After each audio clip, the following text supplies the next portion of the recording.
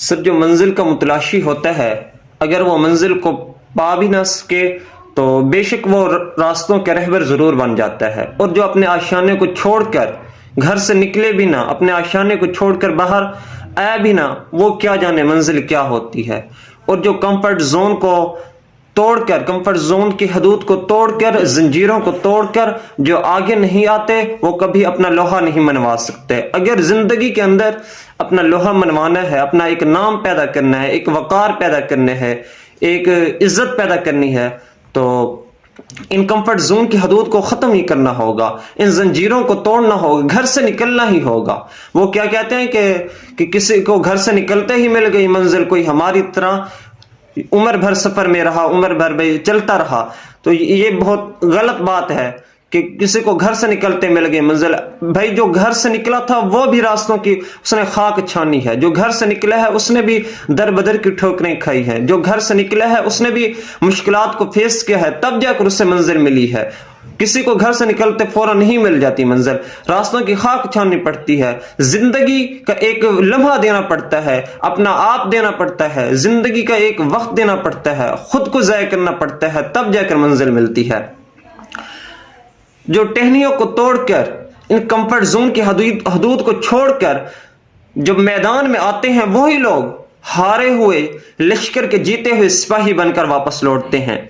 ایک کہانی آپ کے سامنے میں رکھ رہا ہوں، یہ بہت انقلابی کہانی ہے، اس سے بہت سبق حاصل ہوتا ہے۔ اس کہانی کے سے ایک بادشاہ کو اس کے دوست نے 2 باز دیے تھے تحفے میں۔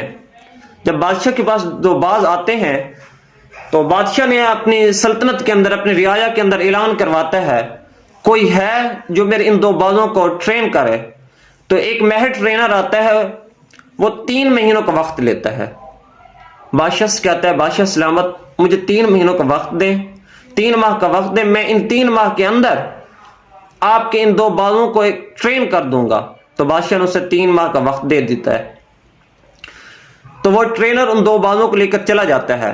جب 3 مہینے ختم ہوتے ہیں واپس آتا ہے، اس تذبذب کے حالت کے اندر، مشکلات کے اندر ہوتا ہے، اس کے چہرے پر مشکلات کے آثار نمایاں ہوتے ہیں۔ بادشاہ جب اس سے وجہ پوچھتا ہے تو وہ ماہر ٹرینر کیا کہتا ہے کہ بادشاہ سلامت آپ نے مجھے جو 2 باز دیے تھے ان میں سے میں نے ایک کو تو ٹرین کر دیا ہے، جو دوسرا ہے اسے میں ٹرین نہیں کر سکا، اسے میں تربیت نہیں دے سکا، اسے میں زندگی کا اصول نہیں سکھا سکا، میں اس باز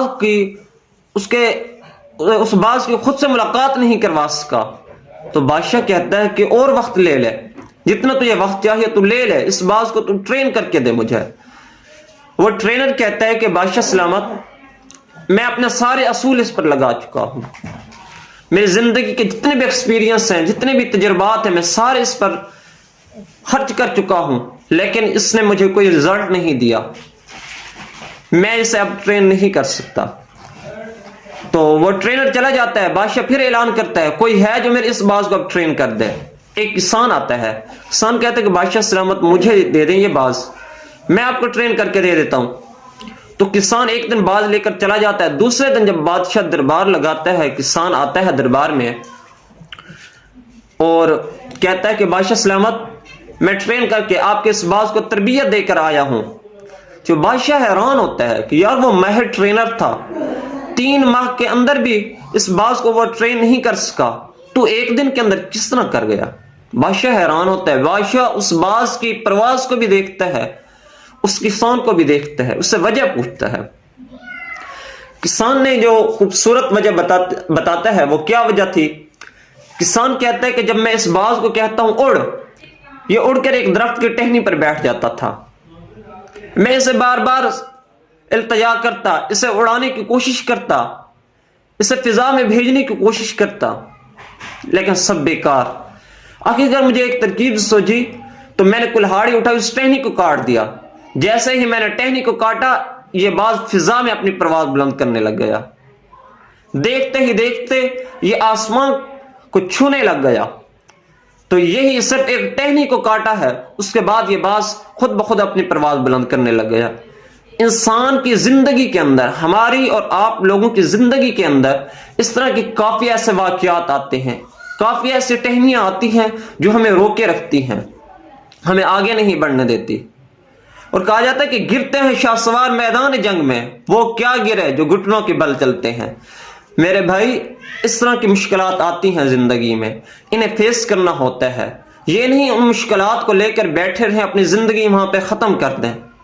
زندگی ہے، تنقیدیں تو ہونی ہیں، زندگی ہے، مشکلات تو آنی ہے، زندگی ہے، پریشانیاں تو آنی ہیں، یہ زندگی ہے، اس میں تجھے لوگوں کے چہرے تو یہاں ہونے ہیں، یہ زندگی ہے، اپنوں نے منافقت کرنی ہے، یہ زندگی ہے، دشمن بھی دوست بن جائیں گے، دشمن بھی دوست بن کر ساتھ چلنے لگ جائیں گے، اپنے بھی منافق بن کر ساتھ چلنے لگ جائیں گے، لیکن تجھے پتہ نہیں چلے گا۔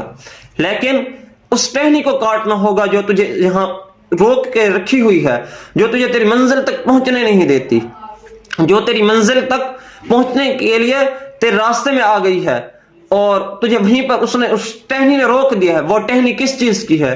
وہ ٹہنی پریشانیوں کی ہے، حسد، تنقید، بغض، پریشانیاں، مشکلات۔ اس ٹہنی کو جب تک آپ نہیں کاٹیں گے تب تک آپ آگے نہیں بڑھ سکتے۔ آگے بڑھنا ہے تو اس ٹہنی کو ختم کرنا ہوگا، تنقیدوں کو بھی سننا ہوگا، برداشت کرنا ہوگا، مشکلات کو بھی سننا ہوگا اور برداشت کرنا ہوگا،